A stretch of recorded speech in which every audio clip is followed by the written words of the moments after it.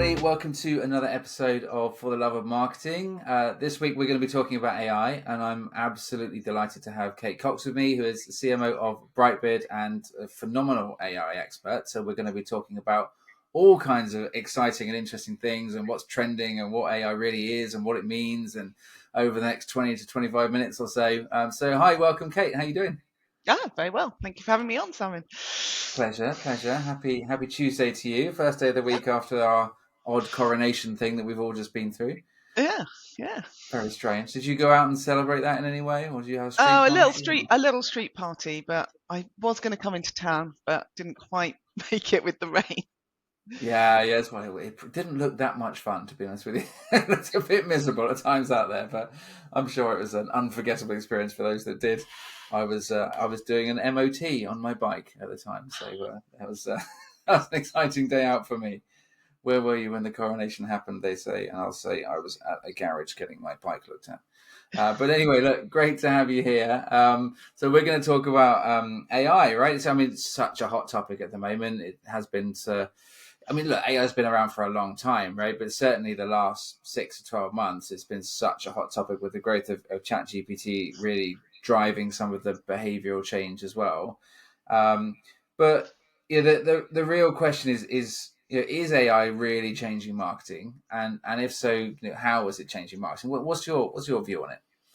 Well, I so GPT-3 launched 20th of June 2020. So when we were all in lockdown, there was this new absolute gigantic leap forward in the large language models. Mm. And it ushered in a new wave of startups focused on marketing. So there's a lot of the AI experts are saying there's three sectors that are really going to change through AI in the initial phase. Marketing is in the first wave, retail and education. So three big sectors. And actually marketing tools started being launched from 2020. So Brightbid launched September 2020. A lot of the copywriting tools launched on the back of GPT-3. And then with GPT 3.5, which was the November launch, and GPT-4 in March, there's an incredible leap forward in the ingenuity and expertise that the large language models are driving. But you're absolutely right. AI has been around for a decade and has been doing a lot of back-end processes. So it's not new. What is new is the popularization by ChatGPT of the user interface, and how it's opened the wider marketing community to the potential of AI. So, I mean, just talking about what we use it for. So Brightbid has an AI and automation engine that helps performance marketers get the most out of search. So we like to say, never let a human do a machine's job. We have built a model, an unsupervised learning model, machine learning model that makes paid search work better. We've just taken the expertise, we've broken it down of a paid search marketer, a real expert, and broken it down into steps, and then figured out what are the bits that machines can do better and what bits do humans, so real skilled humans, what can they do better. And actually there's lots of sort of very heavy lifting data learning tasks within performance marketing. Take long tail keywords, for example. You might have a long tail keyword that you can't see as a human, right? But it's driving 3 website conversions of really big customers a year. That sort of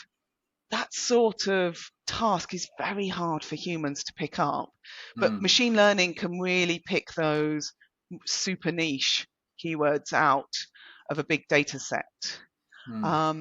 Translation. So translating copy to multiple markets and then figuring out through A/B testing which local nuance in your search terms needs to be picked up in German or Japanese, right?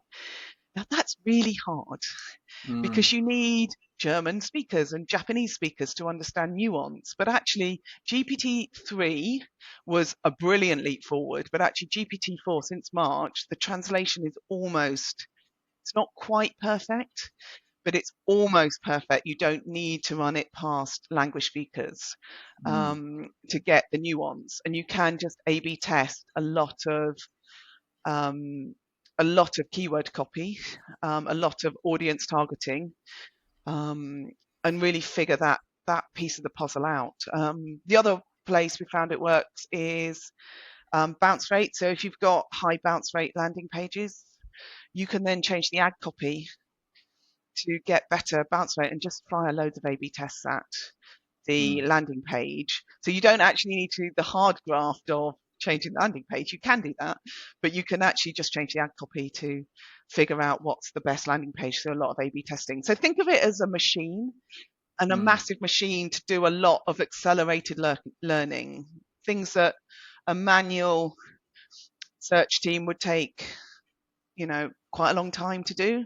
This is Yeah. doing, 10,000 changes a month, and not all of them are going to work. So some of them are going to be not great, but then then the machine learns and you know not to go down that path. So it's just accelerated learning. But humans are required. So you need to set the basic guidelines, tramlines, whatever you want to call them, of a search Mm. account.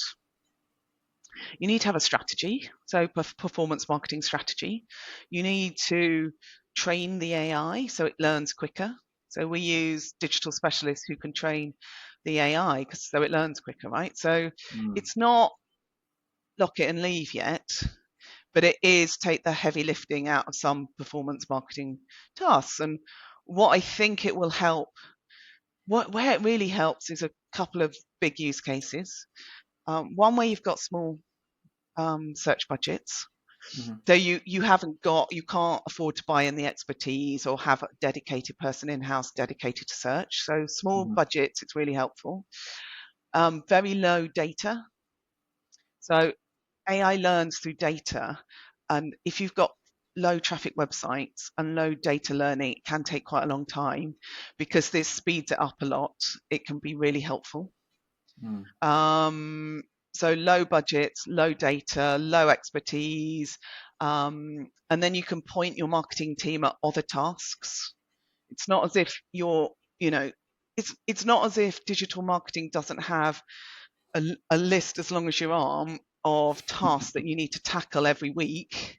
Yeah, that's very So true. you just point the team onto other tasks, right? You do an Yeah, well, agile they can add the most marketing value, team. right? So I think it's a great way of putting it. Of the don't allow humans to do a machine's job. I think it's a great way of looking at it, and that's instinctively how I think digital marketing has gone over the last 20 odd years. But now that really accelerates with machine learning. It really accelerates over the coming years, and I think it is a case of using as you say, humans to sort of steer and guide and set the boundaries around where the AI should operate, but to spend the time really focused on what is the strategy and what are the big decisions and where are we steering the ship and who do we want to attract and how are we going to make our money and what products do we want to sell and then having the AI go out and test that. I mean, test and learn has always been a big part of marketing, especially in the digital age.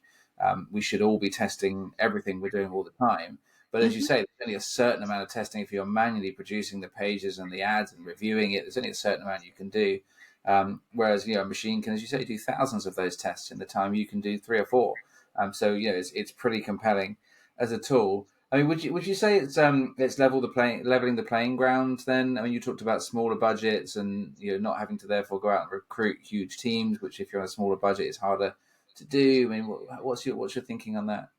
Yeah, I think it definitely does. And I'm not sure how long this is going to last, right? So, for smaller teams who are willing to take risks and test new things, so innovation, I think you can get a step ahead of some Mm. bigger customers quickly. So, I hear a lot of big customers talk about compliance and legal frameworks and trying to understand that before they start testing.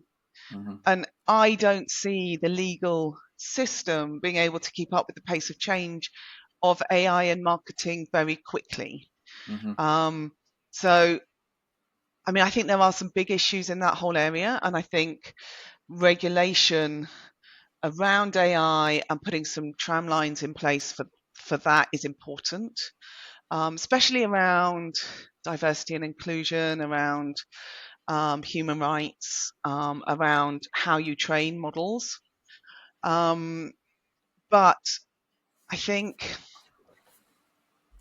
the smaller teams and the more nimbler teams can start using now, right? You just Yeah. start playing with the tools and figuring out how you can increase velocity. So there was a really amazing study that MIT put in place about March, 2nd of March it came out, which is the experimental evidence base for the productivity gains of AI, right?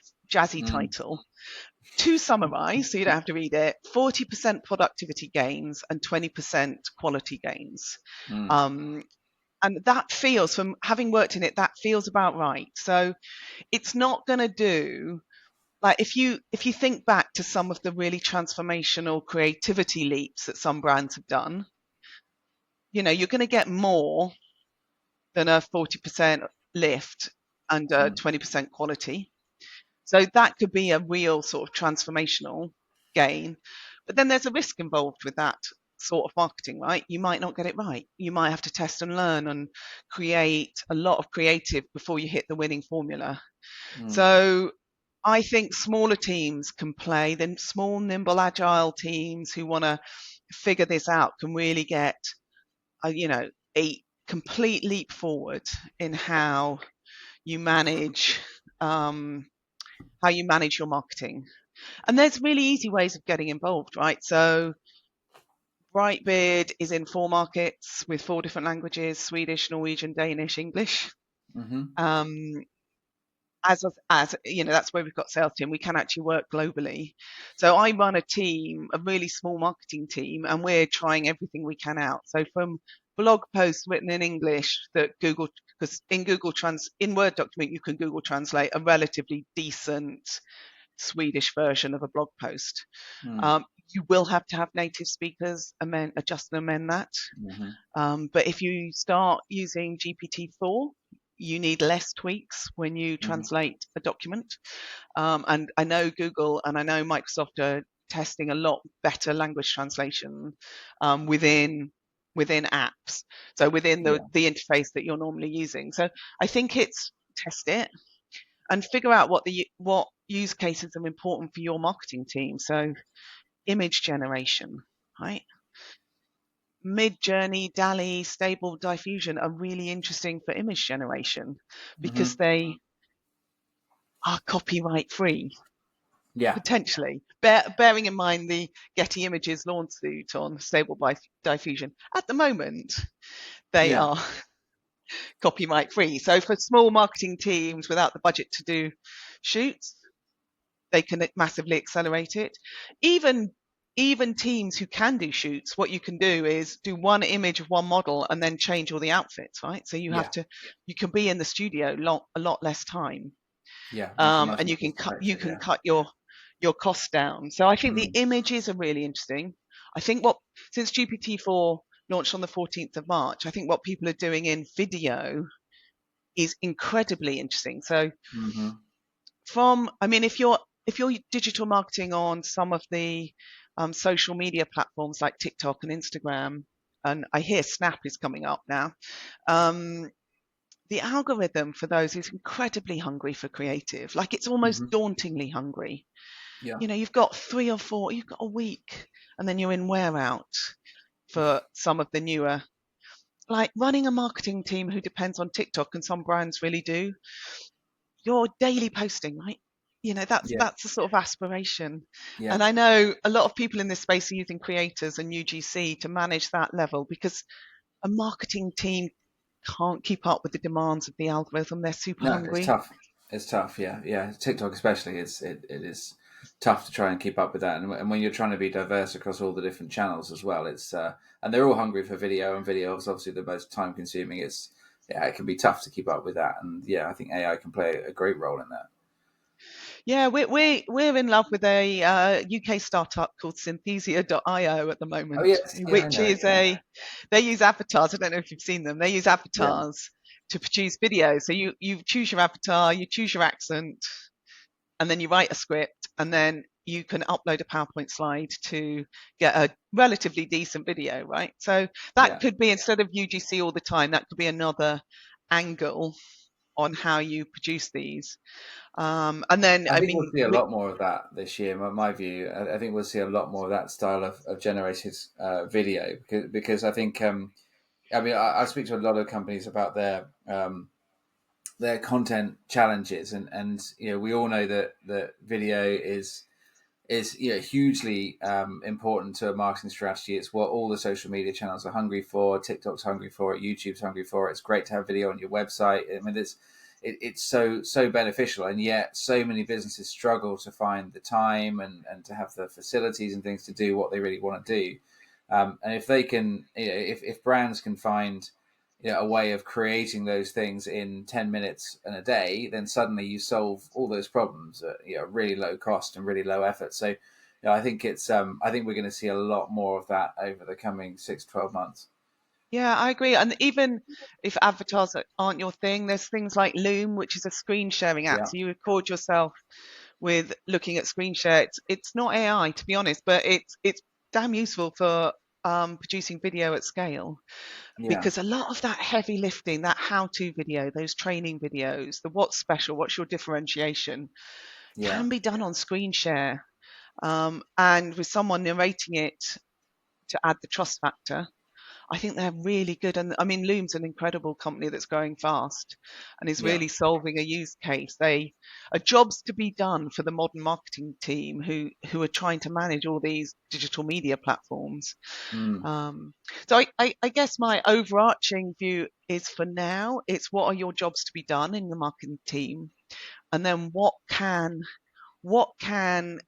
AI do that is a good use of time. So, mm. you know, I understand there's a big discussion around SEO content and whether Google will Yep. penalize SEO content written by ChatGPT. I bear in mind I had a very, very strong, amazing SEO team in previous roles, and they always said, write for the user, Mm. and then Right. make a decision. So if you can use some of these copy tools that produce useful content for your user, so I use it for, hey, listen, how do I connect Salesforce with Google Ads? We wrote a blog on that, and it was ChatGPT because it was a very useful summary. Because how do I do that for Salesforce? How do I do that for Microsoft Dynamics? How do I do that for HubSpot? It's pretty easy content, but a lot of companies bury their help content, right? So it's quite hard to find. You Mm. have to do quite a lot of in-platform searching. I mean, most people have resorted to using Google to find help content, right? They don't use the platforms. Yeah. So actually, that was a decent blog post that was useful to the user, Mm. and didn't require too much tweaking. But then it can do some incredibly bland. Yeah. If you use ChatGPT, you can get some really bland articles out that you Mm. just know are written by. And I don't know if that's useful content for anyone. Yeah. I wouldn't promote No, that look, on social I mean, look, media. I have quite I have a view on this personally. I mean, SEO is a real sort of passion area for me, and has been for longer than I can remember, more than 25 years probably. And I think I've always said, it's all about the user. It's not about Google.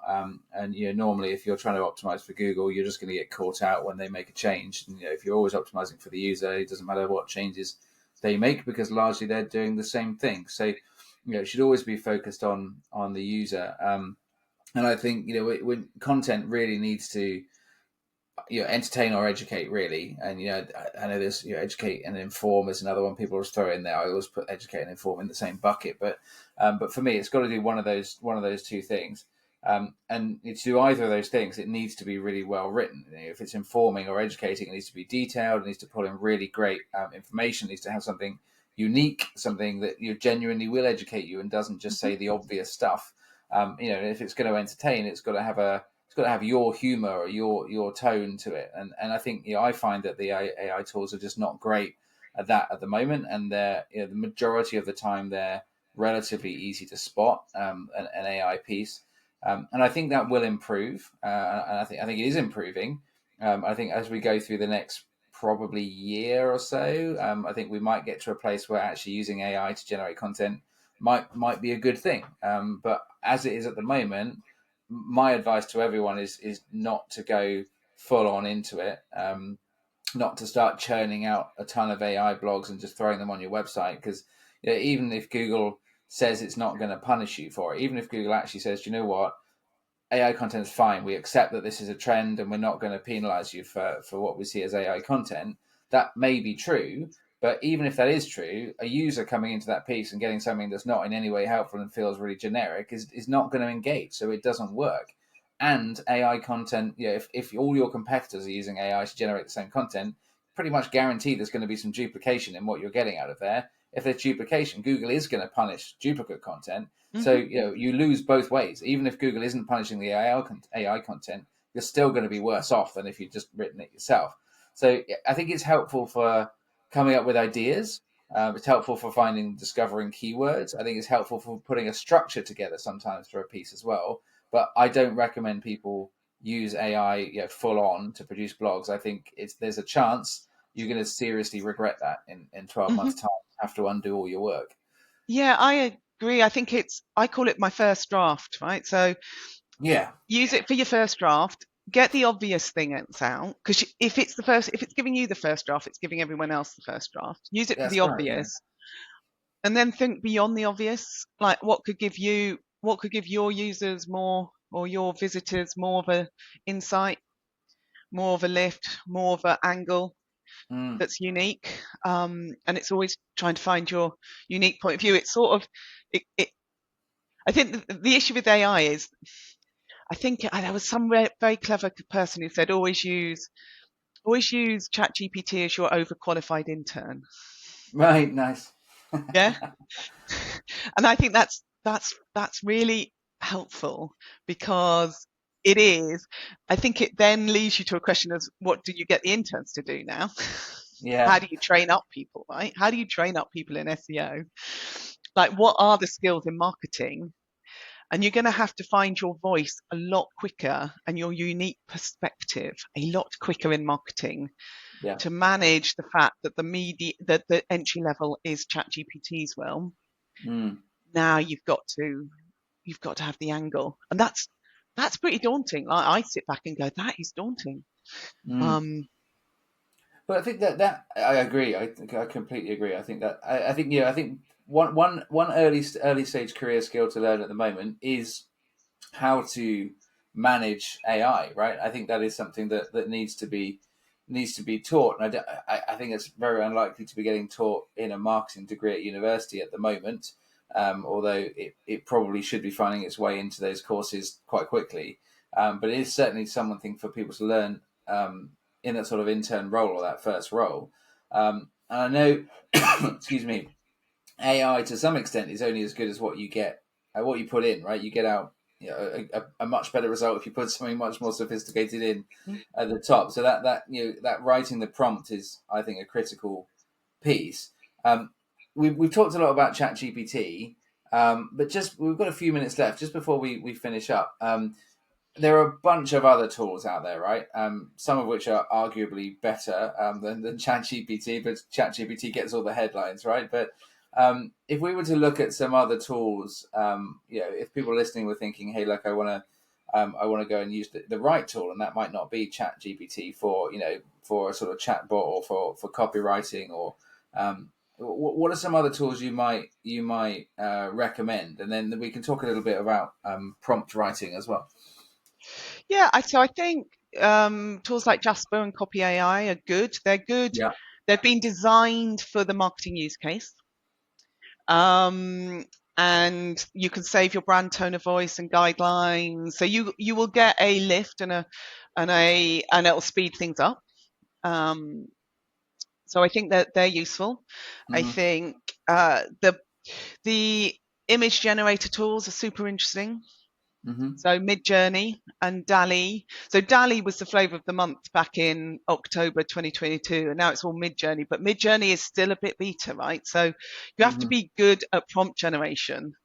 And so I, I yeah, I've got some blogs on some of the blog prompt generators, but that you can click into. So there's a good one called Noon, but Yeah. just put in Google Midjourney prompt generator, and it will give you a guided version of how to get um, better pictures out of Midjourney. Because again, they tend to be a little generic heavy metal images if you just go in there blind, because Yeah. it's being trained on a database of people who like, it's on Discord servers, right? So, not saying anything about people on Discord, but a lot of the Careful, careful. Viking images and the heavy metal images do come up first unless you train it. So, but you can get some amazingly original images out there if you put Mm, original prompts in, and I think it's just playing about with that. But you can lose days. Like I have lost days on Midjourney trying to get the right mm,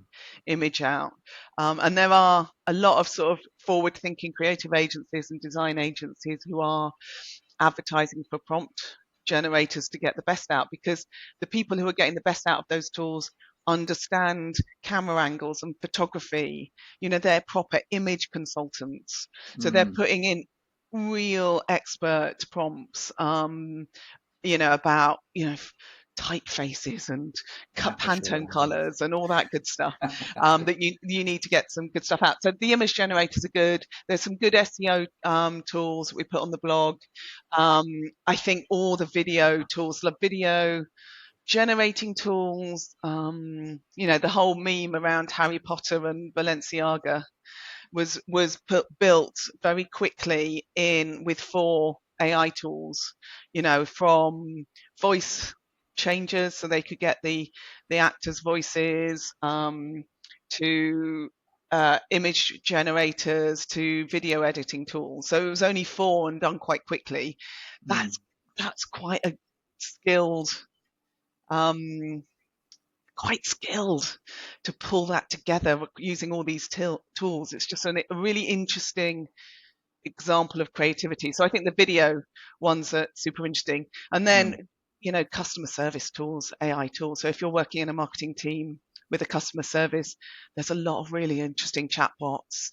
And coming soon is the voice tools. So being able to speak in your normal voice in different languages, mm. heard by, the recipient. I think that is going to be a game changer for customer service. Yeah, yeah, brilliant, brilliant. Look, hey, we could keep talking about this for hours, but there's so much in there to unpack, and I'm sure there'll be something for everyone listening that they haven't thought of or have learned from today. I think ChatGPT is definitely great to go and play with if you're not using it, but don't expect it to solve all your problems straight away. I think Jasper is really good for copywriting as well. But like you say, that art of understanding how to write the brief effectively, right? To write the prompt. It's always been the way in marketing, to be honest with you. Writing a good brief is how you get a great result out. There's so many great, amazing case studies of phenomenal marketing campaigns have come about because the brief was really, really good. It's Mm-hmm. exactly the same with the prompt. If you can put in the right detail, just be very specific about exactly what it is you need, you're going to get a better result out the bottom end. Some great platforms you mentioned there as well, that people can go and look up. But look, Kate, that's been absolute masterclass. Thank you so much. It's been fascinating. I've learned a thing or two in there as well, which is always Good, nice. good. Always great for me. Yeah, look, I will.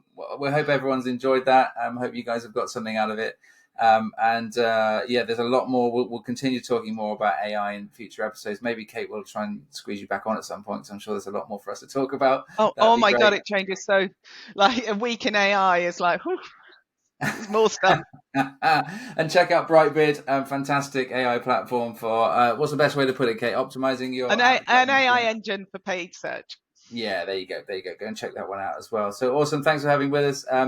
And thanks for listening, guys, and watching this episode of For the Love of Marketing. Don't forget to like and subscribe, and look forward to seeing you in the next one. Cheers.